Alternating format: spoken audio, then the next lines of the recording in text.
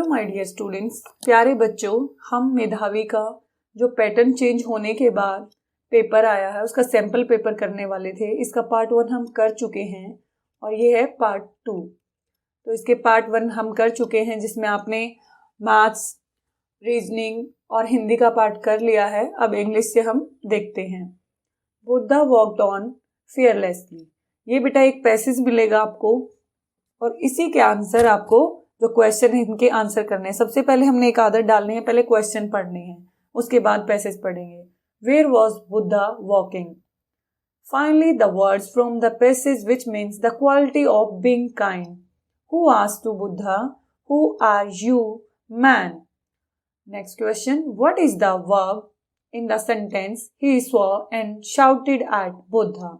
Buddha went to the forest to save Angulimala from. चलिए passage पढ़ते हैं। थोड़ा सा बड़ा है, कोई बात नहीं, आराम से पढ़ेंगे। Buddha walked on fearlessly. Angulimal ran as fast as he could, but could not catch up with him.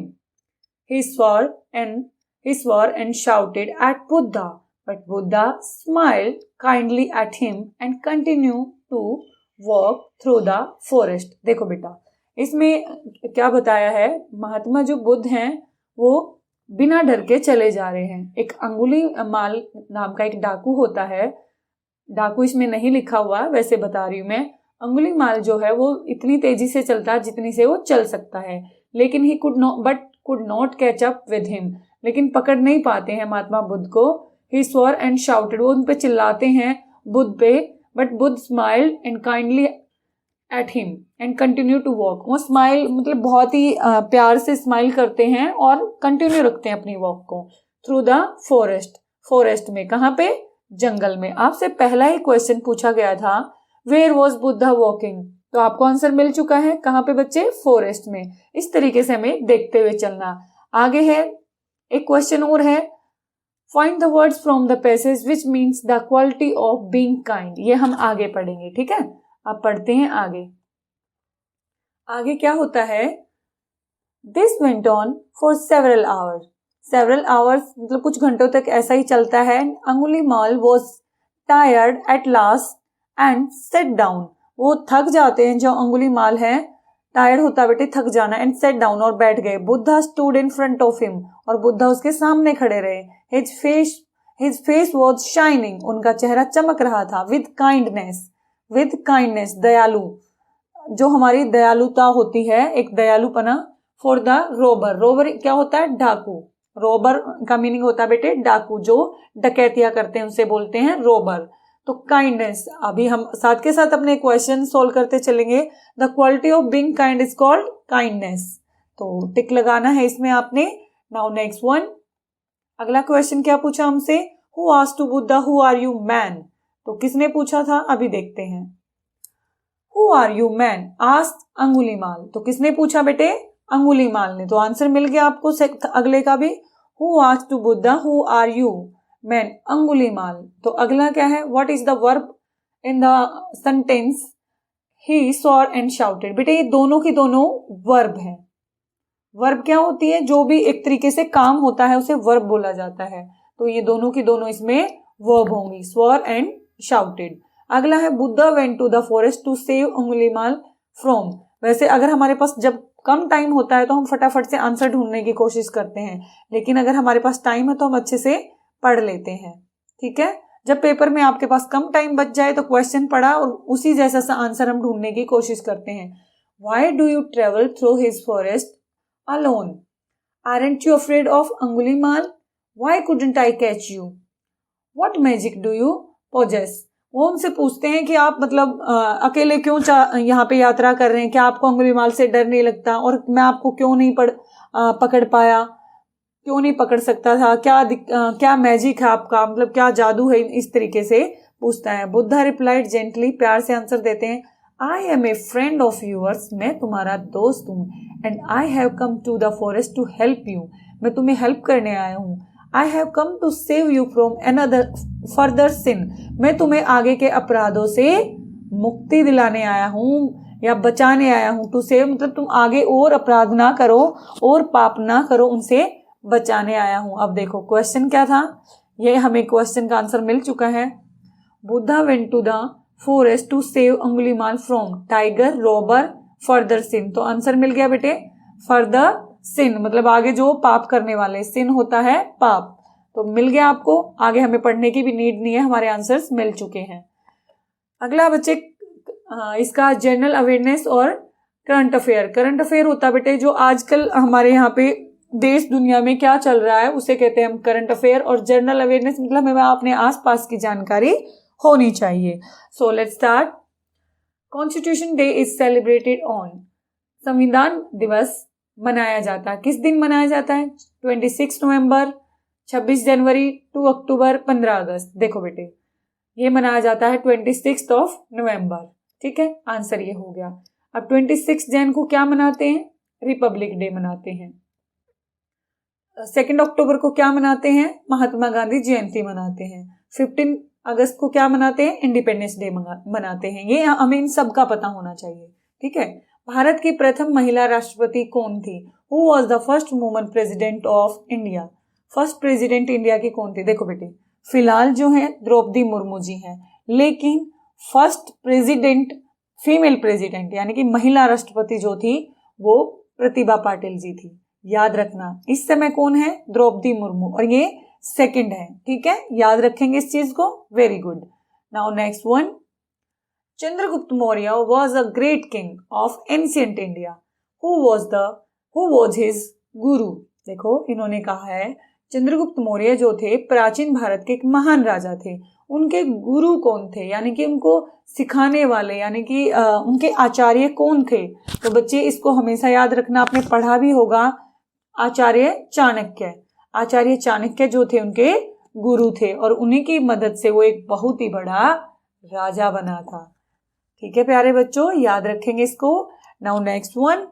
Who is the home minister of India? इस समय होम मिनिस्टर कौन है? भारत के गृह मंत्री कौन है? तो बेटे ये है अमित शाह। कौन है? अमित शाह। और नरेंद्र मोदी जी नाम देखते ही मत कर देना, ये हमारे पीएम है। और अरविंद केजरीवाल जी क्या हैं? दिल्ली के सीएम हैं। ठीक है बच्चे। और राहुल गांधी कांग्रेस के नेता हैं। तो इस तरीके से आपने इन सब के बारे में आपको नॉलेज होना चाहिए। Next one. जैविक खेती क्या होती है? What is organic farming? Organic farming क्या होती है? अंगों का उपयोग कर खेती करना, farming using organs, farming using organism, farming using insecticides, farming using plant and animal waste. तो बच्चे अंगों का उपयोग करके खेती करना नो, जीवों का उपयोग करके नहीं, कीटनाशकों का नहीं, पौधे और पशु अपशिष्ट का उपयोग करके खेती। जो बेटे पौधे होते हैं उनकी खाद, और जो पशु होते हैं जो पशुओं की जो हिंदी में आप बोलते हो गोबर होता है, उसका वेस्ट बनता है, जो उससे खाद बना के उसका उपयोग करना जैविक खेती कहलाता है। ठीक है, मतलब इसमें क्या होता है, कीटनाशकों का प्रयोग नहीं किया जाता, कोई भी कीटनाशक दवाई प्रयोग नहीं की जाती। जो पौधे हैं और पशुओं का जो अपशिष्ट है, जो उनसे बच जाता है वेस्ट, तो उसका ही खाद बना के खेत में डाला जाता है। ठीक है, अब चलते हैं अगले पे। Who is the Birdman of India? Bharat के बर्डमैन किसे कहा जाता है? ये है बेटे सलीम अली। इनका नाम है सलीम अली। इसके बारे में ज्यादा आपको जानकारी लेनी है, गूगल सर्च कीजिए, आपको पूरा का पूरा पता चल जाएगा सलीम अली को बर्डमैन क्यों कहा जाता है, और मुझे कमेंट करके बताना अच्छे से। Next one. वीर बाल दिवस was celebrated on 26 December 2022. It is related to। वीर बाल दिवस 26 दिसंबर 2022 को मनाया गया। यह है, क्या है ये, क्यों मनाया गया? बर्थडे ऑफ पंडित जवाहरलाल नेहरू, पंडित जवाहरलाल नेहरू जी का जन्मदिन? नहीं, ये तो कब होता है? 14 नवंबर होता है, इसलिए तो आंसर नहीं होगा। बर्थडे ऑफ गुरु गोविंद सिंह जी, गुरु गोविंद सिंह जी का जन्मदिन? नहीं, ये भी आंसर नहीं होगा। अगला क्या है बेटा? गुरु गोविंद सिंह के पुत्र जोरावर सिंह और फतेह सिंह का शहीदी दिवस, यही इनका आंसर है। बच्चे इनको मुगलों ने, इन बच्चों को, जो गुरु गोविंद सिंह के पुत्र थे जोरावर सिंह और फतेह सिंह, इनको जिंदा एक दीवार में लगवा दिया था और जिससे ये शहीद हो गए थे, इनको मार दिया था उन्होंने, तो उन्हीं की याद में वीर बाल दिवस 26 दिसंबर 2022 को मनाया जाता है। ये इनका शहीदी दिवस है, शहीद हो गए थे इस दिन वो। इसको याद रखना, बड़ा ही इंपॉर्टेंट क्वेश्चन है। अगला है प्यारे बच्चों, Sushruta a great Indian scholar was related to the field of. Sushruta जो है एक महान भारतीय विद्वान है, किस क्षेत्र से संबंधित है? बच्चे ये हैं चिकित्सा से रिलेटेड, यानी कि मेडिसिन से related. Next one, which country won the football world cup 2022? Football विश्व कप 2022 किस देश ने जीता? ये बच्चे जीता अर्जेंटीना ने। कौन से देश ने जीता? अर्जेंटीना ने। इसका आंसर हुआ हमारा अर्जेंटीना। अब आप मुझे कमेंट करके बताना कौन से देश से जीता, किस देश के साथ इसका फाइनल में मुकाबला था, ये आप मुझे कमेंट करके बताएंगे। नेक्स्ट में चलते हैं, गणतंत्र दिवस परेड 26 जनवरी 2023 में किस राज्य की झांकी को प्रथम पुरस्कार मिला? देखो बेटे, झांकियां निकलती हैं, आपको पता है परेड जब होती है झांकियां अलग अलग डिस्ट्रिक्ट, अलग अलग जो स्टेट्स हैं सबकी निकलती है। तो इस बार उत्तराखंड जो राज्य है उसको फर्स्ट पोजीशन मिली। कमेंट करके आप मुझे सेकंड किसको मिली और थर्ड किसको मिला पुरस्कार, वो बताएंगे। अगले में चलते हैं, ये आगे आपके ईवीएस के क्वेश्चन। ईवीएस के मैंने आपको एक वीडियो इंपॉर्टेंट क्वेश्चंस के नाम से बेटे मैंने 3 वीडियो जो है अपलोड की हुई हैं इंपॉर्टेंट क्वेश्चन के नाम से, उनको जरूर कर लेना। ये इनमें से 4 क्वेश्चन उसी में से आए हुए हैं, सिर्फ एक क्वेश्चन है जो उसमें से नहीं आया है, बाकी सारे उसी में से हैं। बेसिक से आप मैच कर लेंगे। अभी देखना, निम्नलिखित में से कौन सा बाघों और अन्य जंगली जानवरों की आबादी में गिरावट का कारण नहीं है? अवैध शिकार बिल्कुल है। Which one of the following is not the cause of decline of population of tiger and other wild animals? बेटे इसका यही है कि बाघ और जो और जानवर हैं खत्म हो रहे हैं, उनके क्या कारण है? घर बनाने के लिए जंगलों को काटना, ये भी कारण है, ये भी कारण है। पोचिंग, और ये भी cutting of forest to make houses, fire in the forest, ये भी कारण है। बच्चे मुझे जो लग रहा है, वैसे तो बहुत नियर के हैं, अकॉर्डिंग टू मी आंसर होना चाहिए 4, lack of food in forest. ये इसका कारण नहीं होना चाहिए। बाकी इसका आंसर श्योर नहीं हूं मैं यही है या नहीं, मेरे अकॉर्डिंग इसका आंसर यही होना चाहिए। नेक्स्ट पे चलते हैं बच्चा, bark of which tree is used to prepare the medicine of malaria? bark होती बेटे छाल। bark क्या होती है? पेड़ की छाल। अब आप कहेंगे मैम ये छाल क्या होती है, मेरे नहीं समझ में आ रहा। देखो ये पेड़ है, इसके तने पे आपने देखा होगा इस तरीके से लगी होती हैं, उनको इसको जब उखाड़ते हैं इसको ही बोला जाता है bark, यानी कि छाल। मलेरिया की दवा तैयार करने के लिए किस पेड़ की छाल का उपयोग किया जाता है? ये क्वेश्चन मैंने जो अपनी 3 वीडियो बनाई है वहां पे बहुत बार मतलब तीनों वीडियो में इसका आंसर है। तो इसका आंसर मुझे तो बताने की भी जरूरत नहीं है, सिनकोना। क्या है बेटे नाम? सिनकोना। सिनकोना पे, और जो दवाई है उसका नाम भी बताइए आप मुझे, कुनेन नाम की दवाई है। आपसे यहाँ पे क्वेश्चन पूछा जा सकता है, मलेरिया जो है किस मच्छर के काटने से होता है? मादा एनाफिलीज के काटने से होता है। ठीक है, आप याद रखेंगे। मलेरिया की जगह डेंगू भी पूछा जा सकता है।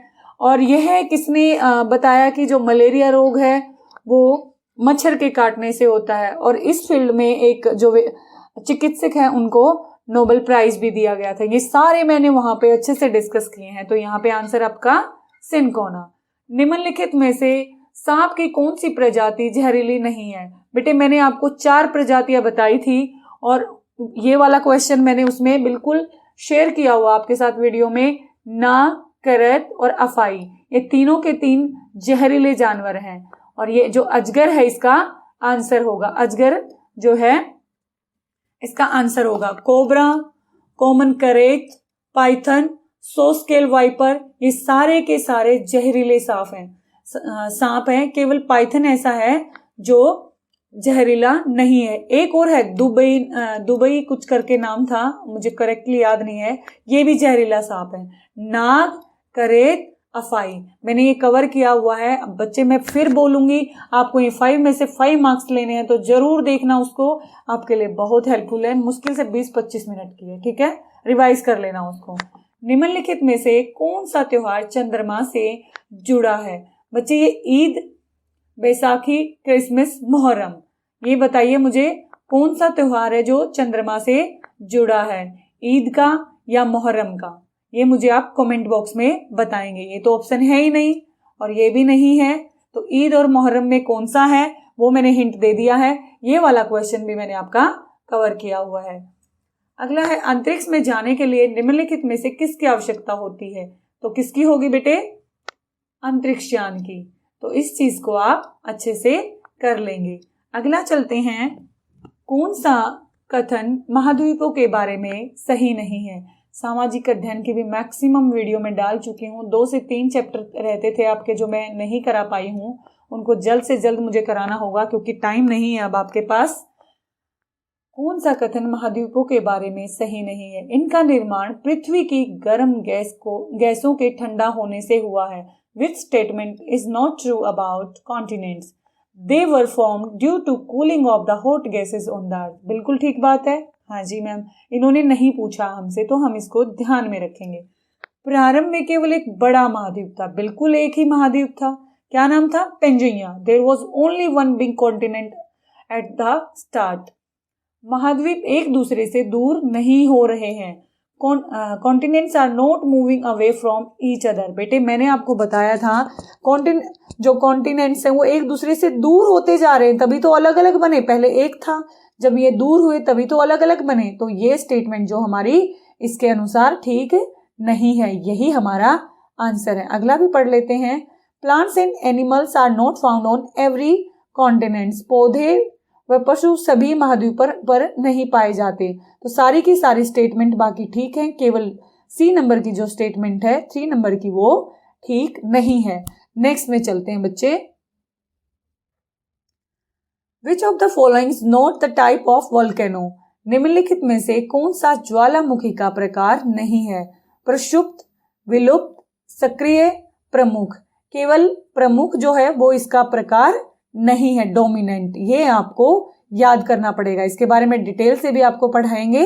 अभी के लिए इतना ही समझते हैं। ये तीनों इसके टाइप हैं, बाकी नहीं है। सक्रिय जिनमें से अभी भी निकलता है, विलुप्त जो बिल्कुल विलुप्त हो चुके हैं, प्रसुप्त जो शांत पड़े हैं। हम जानते हैं कि भूमध्य रेखा वह रेखा है जो पृथ्वी को 2 भागों में विभाजित करती है। अब निम्न में से गलत कथन का चयन कीजिए। We know that equator is the line which divides Earth into 2 parts. देखो बेटे ये बहुत समझ के करने वाले क्वेश्चन है। पहले क्या था, मेधावी में सीधे सीधे क्वेश्चन आते थे, आप पढ़ते थे आंसर लगा देते थे, लेकिन यहाँ पे हमें समझ के चलना होगा। फॉर एग्जाम्पल ये अर्थ है और इसके बीचों बीच जो लाइन आती है उसे बोलते हैं इक्वेटर लाइन। इन्होंने कहा हमें पता है कि इक्वेटर लाइन वो होती है जो 0 डिग्री पे है और जो इसको 2 भागों में बांट देती है। ठीक है, इन्होंने कहा भूमध्य रेखा सबसे बड़ी अक्षांश रेखा है। बिल्कुल ठीक बात है। सभी अक्षांश रेखाएं व्यास में बराबर होती हैं। व्यास क्या होता है आपको पता है ना? व्यास क्या होता है? देखो व्यास क्या होता है, ये पूरा जब हो जाता है इसे डायमीटर बोलते हैं, व्यास बोलते हैं। तो बेटे देखो व्यास तो कम होता जाएगा। अब देखो जो 90 डिग्री पे जो रेखा अक्षांश रेखा उसका व्यास और जो भूमध्य रेखा पर, मान लो देखो ऐसे जाती है ना आपकी अक्षांश रेखाएं, ये देखो इस तरीके से आपकी अक्षांश रेखाएं जाती हैं। आप मुझे बताओ अब देख के, जितना बीच का सर्कल है क्या बाकी सारा का सारा ऐसे ही जा रहा है? नहीं मैम, तो कम है, बाकी का कम है, तो यही वाला हमारा आंसर हो जाएगा। बराबर नहीं होता है, यही हमारा आंसर हो गया। पृथ्वी पर 179 अक्षांश रेखाएं हैं, ये भी ठीक है। सभी अक्षांश रेखाएं काल्पनिक हैं, बिल्कुल ठीक है। तो बच्चे सारी की सारी जो क्वेश्चन है बिल्कुल ठीक है। यही वाली बात है कि इसका जो डायमीटर है सारी उनका इक्वल नहीं होता है। ओके, सो नेक्स्ट पे चलते हैं। Which of the following is the renewable source of energy? निम्नलिखित में से कौन सा ऊर्जा का नवीकरणीय स्रोत है? मतलब जिसका लिमिट नहीं है, असीमित है, वो इतना जल्दी मतलब रिकवर हो जाता है, तो कौन सा है? तो वो है बेटे आपका कौन सा है? सौर ऊर्जा। जो सोलर एनर्जी है वो इसका स्रोत है। बाकी सारे के सारे अनवीनीकरणीय है। ठीक है, नेक्स्ट पे चलते हैं। निम्नलिखित में से कौन सा सुमेलित नहीं है? SST की इम्पोर्टेंट करके इम्पोर्टेंट क्वेश्चन मैंने 3 वीडियो डाली हैं, उसमें ये सारे के सारे आए हुए हैं। प्रेयरीज कहाँ का था आप बताइए मुझे, प्रेयरीज कहाँ का था बेटे? उत्तरी अमेरिका का, मैंने याद करवाया था। उत्तरा ने प्रेयर की, उत्तरा ने अमेरिका में जाके प्रेयर की, तो उत्तरी अमेरिका का प्रेयरीज। और दक्षिण अमेरिका क्या कौन सा था बेटे? पॉम्पोज था। तो आंसर तो हमारा यही हो गया। बाकी आगे पढ़ते हैं। डांस ऑस्ट्रेलिया, ऑस्ट्रेलिया में डांस किया, तो हमने ऐसे याद किया था, ये भी ठीक है। स्टेपिज, मध्य ईसा ने मध्य में जाके स्टापू खेला, तो स्टापू से स्टेपिज हमने ये भी याद किया था। अफ्रीका, प्रिया ने अफ्रीका में सावन का झूला झूला, ये हमने ऐसे याद किया था। तो हमारे सारे के सारे मैच हैं, केवल उत्तरा प्रेयरी वाला, यानी कि उत्तरी अमेरिका में प्रेयरीज होना चाहिए, इन्होंने दक्षिण अमेरिका कर दिया है, तो ये हमारा आंसर हो गया। ठीक है बच्चे, ये आपके 5 क्वेश्चन है, वो वीडियो देख लेना, वहीं से आपके 4 मार्क्स तो 100% वहीं से कवर हो जाएंगे। तो ज़्यादा मेहनत करने की ज़रूरत नहीं है, जो पोर्शन हमारे लिए नए हैं हम उन पे मेहनत करेंगे। यहाँ पे ये जो आपको 40 मार्क्स का है, ये इन्हीं से कवर कर लेंगे हम। अगला है ईदगाह। पाठ के अनुसार हामिद ने मेले में क्या खरीदा? ईदगाह जो बेटा है, इसका चैप्टर का राइटर कौन है? प्रेमचंद जी हैं। इसमें जो हामिद नाम का बच्चा होता है, उसने मेले में से क्या खरीदा? जल्दी बताइए। चिमटा खरीदा था। क्यों खरीदा था? क्योंकि उसकी दादी के खाना बनाते वक्त हाथ जल जाते थे। बाघ आया उस रात, इस कविता के कवि कौन है? बेटे मैंने इनके राइटर्स की एक वीडियो डाली, वो जरूर देख लेना। देखो, एक पूछ लिया गया है, एक वहां से कवर हो जाएगा, शायद 5 मिनट की है, देख लेना, मेधावी की प्लेलिस्ट में मिल जाएगी। तो नागार्जुन, ठीक है। अगला है किसी को मारने से ज्यादा बहादुरी उसे बचाने में है, यह सीख हमें किस पाठ से मिलती है? बिशन की दिलेरी, जोड़ो सांकों वाला घर, बाघ आया उस रात, एक दिन की बादशाहत। तो बिशन की दिलेरी ऐसा चैप्टर है जिससे हमें ये सीख मिलती है। छोटी सी हमारी नदी, पाठ की पंक्तियां नीचे दी गई हैं। कौन सी पंक्ति पाठ से नहीं है?